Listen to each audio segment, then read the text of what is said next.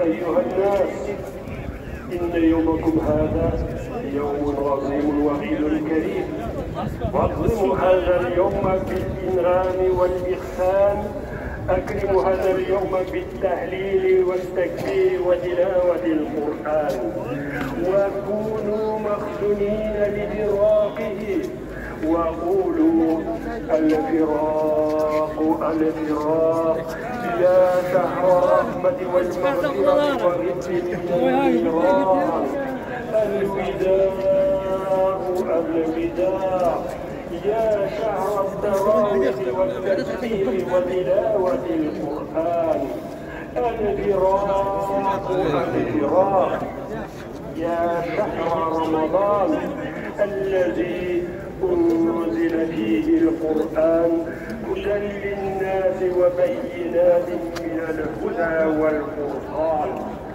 وأوجب علينا صدقة الفطر عن نفسه وطفله الصغير، فإنها سبب خلاصكم من الصغير، وإن إن شاء الله كفارة لذنوبكم ووسيلة لقبول صومكم. أعوذ بالله من الشيطان الرجيم. بسم الله الرحمن الرحيم.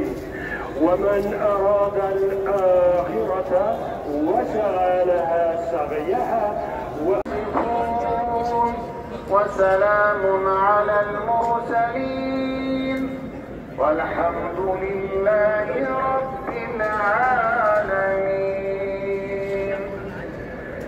الحمد لله رب العالمين على نعمة الإيمان، والحمد لله رب العالمين على نعمة الإسلام، والحمد لله رب العالمين على نعمة القرآن.